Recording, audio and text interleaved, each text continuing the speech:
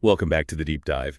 It is really great to have you with us again as we carry on with our big exploration into attachment theory. This is part 6, and well, we're really getting into the practical side now, how it all plays out. I'm genuinely looking forward to unpacking this. Absolutely. And for those who've been following along, you'll know we've built up quite a foundation, haven't we? We started way back with Bowlby, attachment is survival.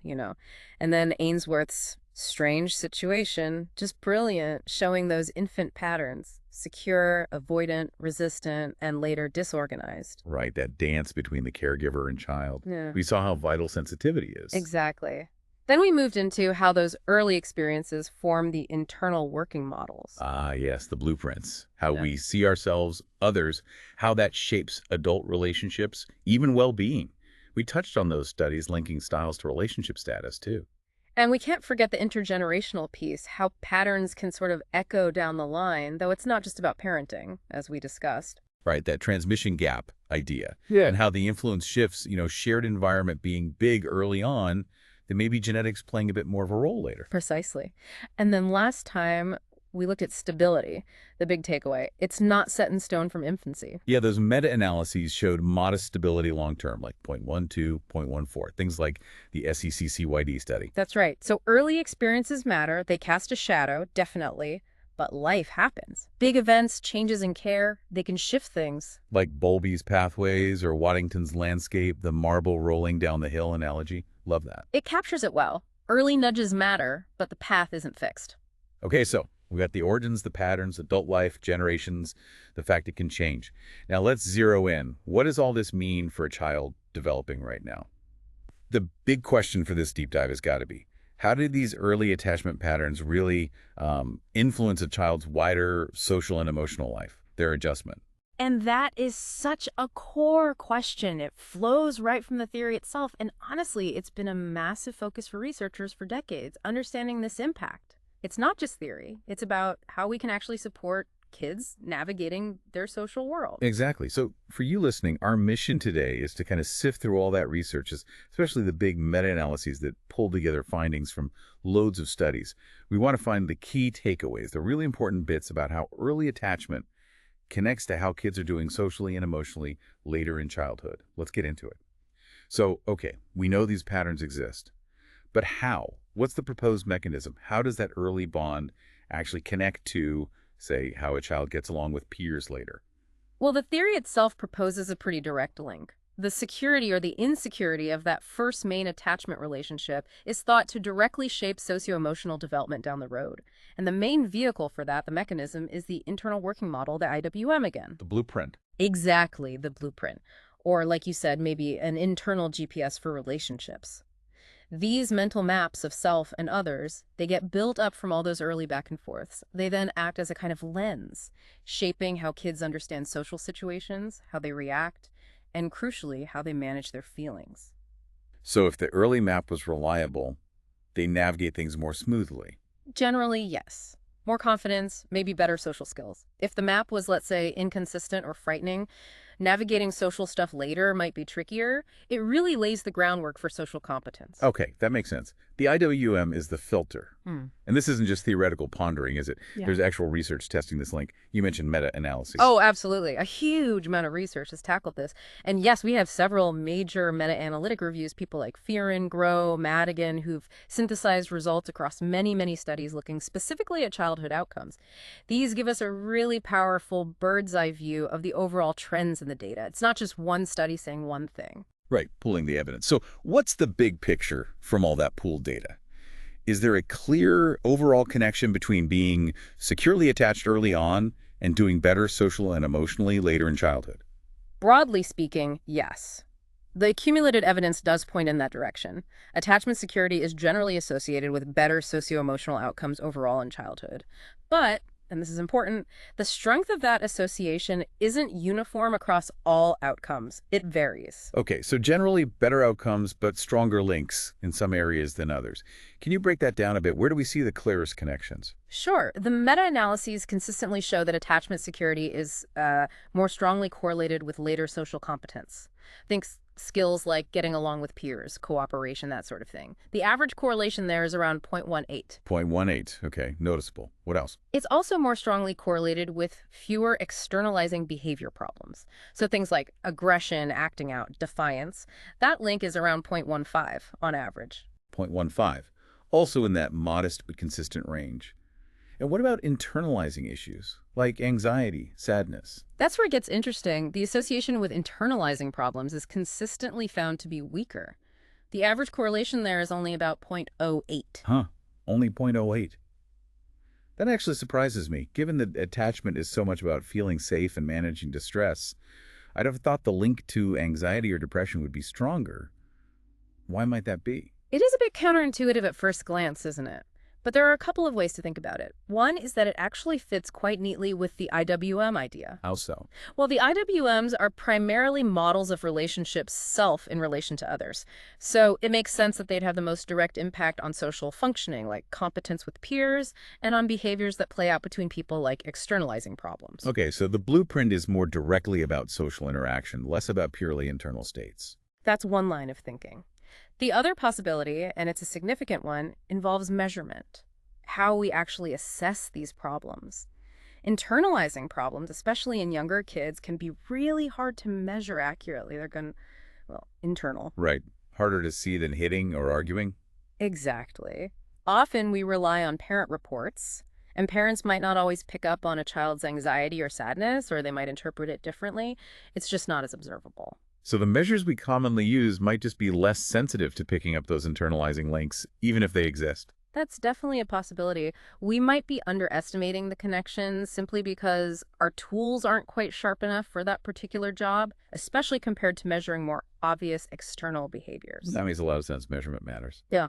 Okay, so we have these overall links, stronger for social competence and externalizing, weaker for internalizing. What about the different types of insecurity? Avoidant, resistant, disorganized, do they predict different kinds of difficulties? Yes, and this is where the nuance really comes in. The meta-analyses looked at this specifically, and they found some important differences. For externalizing problems, it was the children classified as disorganized who consistently showed the highest risk. Disorganized. That aligns with the idea of them lacking a coherent strategy for dealing with stress, perhaps. Precisely. Their behavioral strategies can be confusing, contradictory, sometimes involving aggression or freezing things that definitely fall under externalizing. Okay. And for internalizing problems, where the overall link was weaker. For internalizing problems, it was the avoidant children who were found to be most at risk. Avoidant, not resistant. That's interesting too. Why avoidant? Well, think about the avoidance strategy. It involves minimizing emotional expression, suppressing needs, relying excessively on the self to cope. That kind of shutting down or turning inward could easily manifest as anxiety or withdrawal, fitting the internalizing picture. Right. Bottling it up leads to internal distress. Makes sense. What about social competence? Were certain insecure types worse off than others? Here, the finding was different again. For social competence, all three insecure groups, avoidant, resistant, and disorganized, were found to be at risk to a pretty similar extent. So any kind of insecurity seems to make it harder to navigate the social world effectively. That's what the data suggests. It seems that having that secure base to explore from, that confidence in the availability of support, is pretty fundamental for developing social skills. Any disruption to that security, regardless of the specific pattern, seems to create challenges in social adeptness. That's a really useful set of distinctions. Disorganized for externalizing, avoidant for internalizing, but any insecurity hinders social skills. Fascinating. Now, how long do these effects last? We talked about stability of attachment itself being modest, but do these links to outcomes fade as kids get older? This was one of the most striking findings, actually. The meta-analyses looked at whether the strength of the association between early attachment and later outcomes diminished over time. And did it? No. Surprisingly, the effects did not decline as children got older. The strength of the associations, those correlations we talked about, remained pretty much the same, or in some cases even slightly increased, when outcomes were measured later in childhood. Wow. Regardless of the time gap between measuring attachment in infancy and then measuring the outcome years later. Exactly. Whether the outcome was measured in early childhood or middle childhood, the link back to that early attachment classification was just as strong. That suggests a really persistent influence, doesn't it? Even if attachment itself can change, those early experiences seem to set something in motion that continues to ripple through development. It certainly points towards a lasting impact, yes. It suggests that early attachment isn't just predictive in the short term, but has enduring consequences for socio-emotional pathways throughout childhood. Okay, that's a major finding.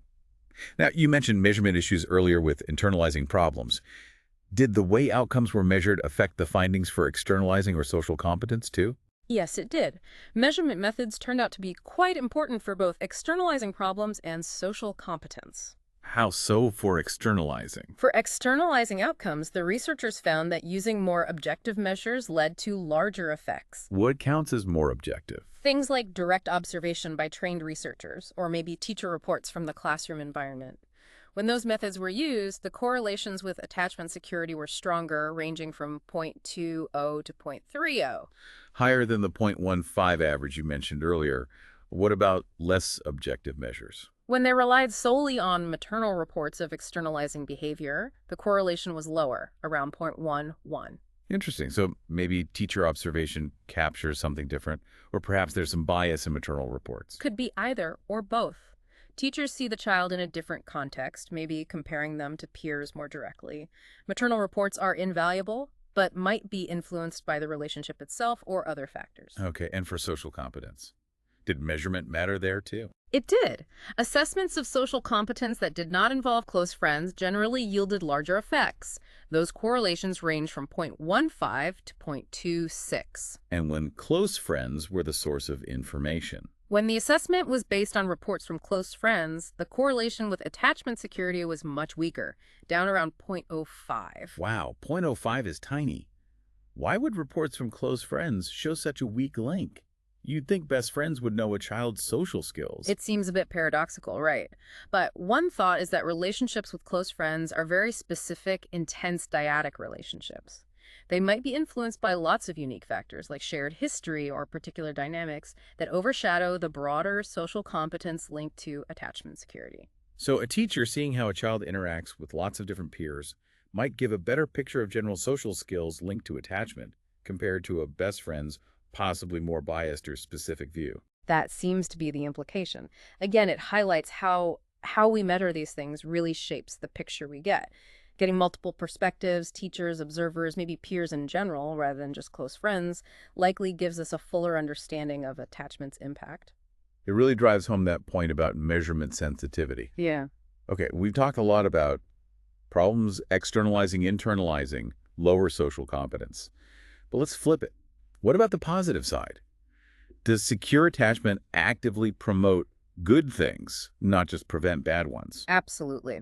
While much research focuses on risk, it's crucial to remember the other side of the coin.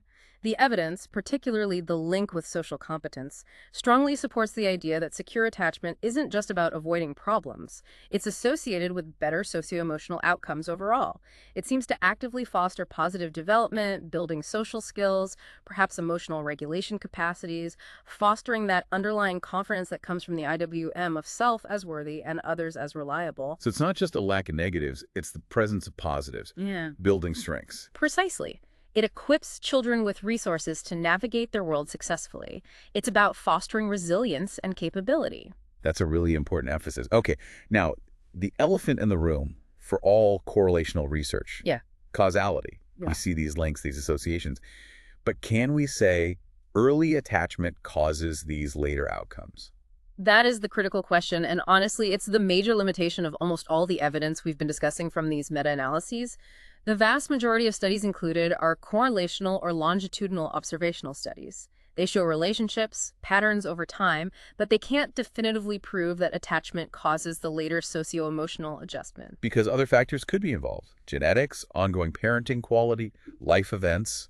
Exactly. There could be third variables influencing both early attachment and later outcomes. Or the direction of influence might be complex. What's really needed to establish causality are, ideally, experimental studies, like intervention studies that improve attachment security and then track outcomes, or very sophisticated longitudinal studies, maybe using cross-lagged models, that can better tease apart the direction of effects over time. And those kinds of studies are rare in this area. They are much rarer, much harder, and more expensive to conduct. So while the correlational evidence is consistent and compelling, we have to be cautious about making strong causal claims based solely on the type of data synthesized in these large reviews. There's a lot more work needed on that front. Right, so a strong, persistent association, but the causal mechanism, while theoretically plausible via the IWM, isn't definitively proven by the specific body of evidence. That's a key caveat. It is an important one for researchers and for how we interpret these findings. Okay, so let's try and pull this together. We've gone really deep today in how those early attachment bonds ripple outwards into a child's social and emotional life. It seems clear, through the lens of the internal working model, these early patterns significantly shape how children navigate their world. Yes, and the meta-analyses paint a consistent picture. Stronger links between security and better social competence, and fewer externalizing problems. A weaker, but still detectable link with fewer internalizing problems. And those crucial nuances, disorganized insecurity predicting externalizing, avoidant predicting internalizing, but any insecurity hindering general social skills. That's right, and the surprising persistence of these links across childhood shouldn't be understated. They don't just fade away. Plus, the reminder about measurement, how we assess outcomes really matters, with more objective measures often showing stronger connections. It's a really rich and complex picture. It truly is. And perhaps a final thought to leave you with. Given that we see early attachment doesn't just predict the absence of problems, but actively fosters positive things like social competence, and that these effects seem to last right through childhood. What does that really suggest about how important it is to keep nurturing secure connections well beyond just infancy? How might thinking about that persistent ripple effect change how you view a child's social or emotional struggles or successes even when they're older? That's a fantastic question to ponder. Really puts the long-term significance into perspective. Well, this has been part 6 of our deep dive series on attachment theory. Thank you so much for joining us on this part of the exploration. The journey definitely isn't over. Join us next time for part 7, where we'll be delving into adult attachment and mental health. We'll explore how these foundational patterns continue to shape well-being, challenges, and resilience right throughout the adult lifespan. Hope to have you with us then.